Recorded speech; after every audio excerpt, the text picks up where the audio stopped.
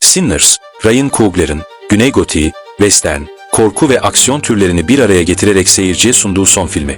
Ryan Coogler, modern sinemanın en vizyoner yönetmenlerinden biri olarak konumunu Sinners ile bir kez daha pekiştiriyor. Michael Bakary Jordan'ın ikiz kardeşler Elijah Smoke ve Elias Stack rollerindeki çarpıcı performansıyla hayat bulan bu yapım, klasik bir vampir filmi klişesinden çok daha fazlasını sunarak, 1932 Mississippi'sinin çetin gerçeklerini, köklü, Jim Crow dönemi ayrımcılığını ve ezilenlerin direncini doğaüstü bir gerilimle harmanlıyor. Bundan önce Black Panther ve Creed gibi var olan serilerin devam filmleriyle kendine kanonda bir yer bulmuş olsa da Sinners bu filmlerde olması gereken ve beklenen, belirli aksiyon klişelerinden uzaklaşıp kendi yolunu çizen bir iş olarak ortaya çıkıyor.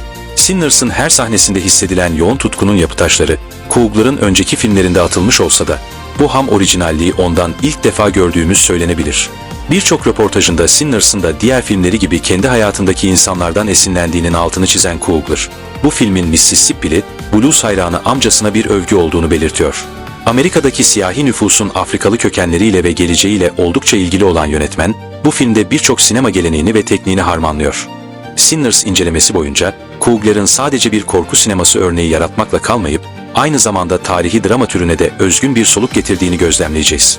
Mississippi Deltası, yalnızca bir coğrafi konum olmanın ötesinde, bu dönemde kolektif travmanın ve yılmaz direnişin yaşayan bir sembolü olarak işlev görüyor.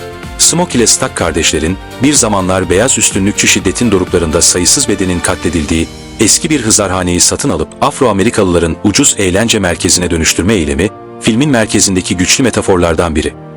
Bu mekanın kanla lekelenmiş zemini, kuşaklar arası travmanın hem somut bir izi hem de mecazi bir hatırlatıcısı olarak sürekli arka planda yer alıyor. Mississippi'de geçen filmin Güney Gotiğinden ilham alması şaşırtıcı değil ki edebiyattan doğan bu korku türü her zaman ülkenin tarihinde gömülü olan acıların ve şiddetin vücut bulması, bu kötülüğün fiziksel bir hale bürünmesi hakkında olmuştur. 1932 yılında, yani Jim Crow yasalarının yürürlükte olduğu dönemde, iki kardeş, Chicago'daki gangster hayatlarından kasabalarına geri döndüklerinde, açtıkları dans mekanı hem kasabanın siyahi nüfusuna güvenli bir alan, hem de çıkar sağlayabilecekleri bir iş fırsatı olarak görürler. Filmin ilk sahnesinde anlatıcı sesiyle verilen sözler, anlatının gerisi için bir çerçeve, onu izah eden bir harita görevi görür. Bu harita, müziğin iyi ve kötü arasındaki o perdeyi delme gücüne sahip olduğunu, bu yolla da kötülüğün dünyaya davet edildiğini ve sızabildiğini söyler. Tam olarak da bu olur.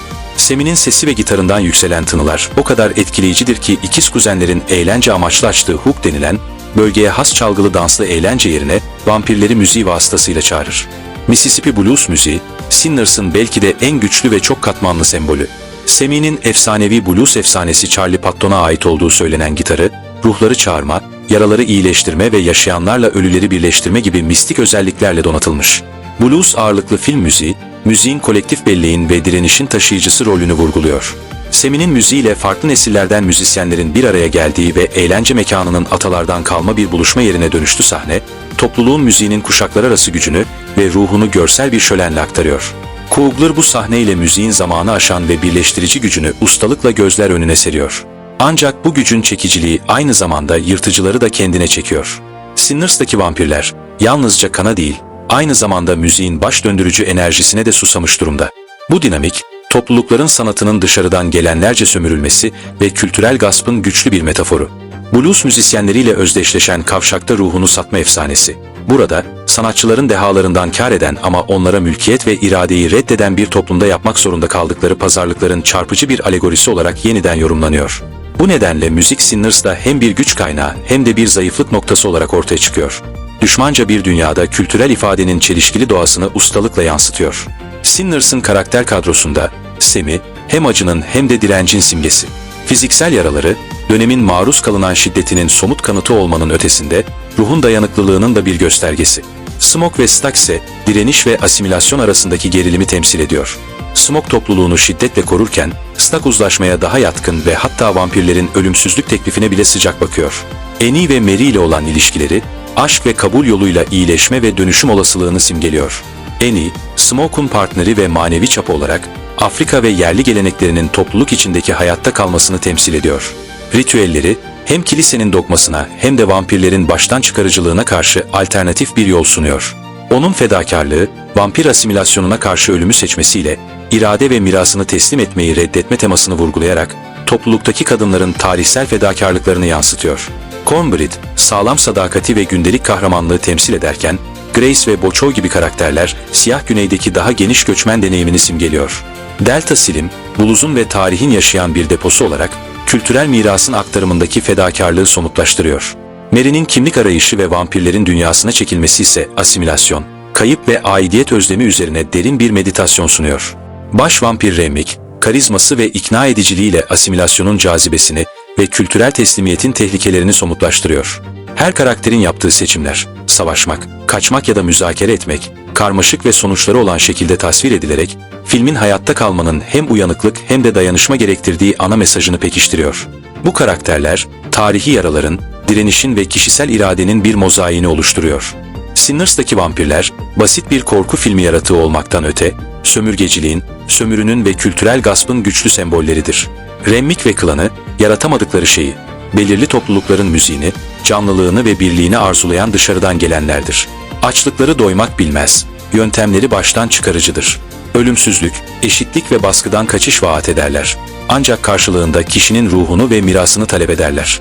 Filmin vampir mitini yeniden yorumlaması, bu yaratıkları, toplulukları tarihsel olarak kölelik, ayrımcılık veya kültürel hırsızlık yoluyla sömüren tarihsel güçler için keskin alegorilere dönüştürüyor. Davet motifi özellikle önem taşıyor. Vampirler, davet edilmeden Vukevoint'e giremezler. Bu, sınırların ve rızanın kritik önemini vurgular. Topluluk gardını düşürdüğünde, sonuçlar anında ve yıkıcı olur. Bazı karakterler, vampirlerin teklifine kapılıp asimilasyonu seçerler. Ancak kendi kültürlerinin yıkımına ortak olurlar. Bu dinamik, marjinalize edilmiş grupların egemen güçlere uyum sağlamak, asimile olmak veya işbirliği yapmak için karşılaştığı gerçek dünya baskılarına değiniyor. Filmin vampirliği hem bir tehdit hem de bir cazibe olarak sunması, izleyicileri sistemik sömürü karşısında hayatta kalmanın, direnmenin ve özbelirlemenin karmaşıklıklarını düşünmeye davet ediyor. Ryan Coogler'ın Sinners filmi, karmaşık olduğu kadar unutulmaz bir sembolik mimari inşa ediyor. Mitler ve metaforlar ve anlam kullanımıyla film, sömürünün mirasını sorgularken, ezilenlerin ve direnenlerin kültürel kimliğini kutluyor. Kanla lekelenmiş zeminler, yaralı bedenler, büyülü gitarlar ve baştan çıkarıcı canavarlar gibi imgeler, hem bir uyarı hem de bir onay görevi görüyor. Coogler'ın filmi, son tahlilde şu kritik soruyu yöneltiyor. Ne korunmalı ve ne pahasına? Kültürün hem bir kalkan hem de bir hedef olduğu bu dünyada, Sinners, izleyicileri kolektif belleğin gücünü, sınırların gerekliliğini ve inanç, müzik ve toplulukta bulunan kalıcı umudu tanımaya çağırıyor. Sinners, sadece aksiyon dolu bir vampir filmi olmanın çok ötesinde, aynı zamanda geçmişiyle yüzleşen, kimliğini savunan ve buluzun ritmiyle hayatta kalma mücadelesi veren bir ulusun hikayesidir. Ryan Coogler, bu filmle yalnızca eleştirel beğeni toplamakla kalmıyor, aynı zamanda geleceğin sinemasına umut veren, tematik olarak katmanlı ve unutulmaz bir başyapıt sunuyor.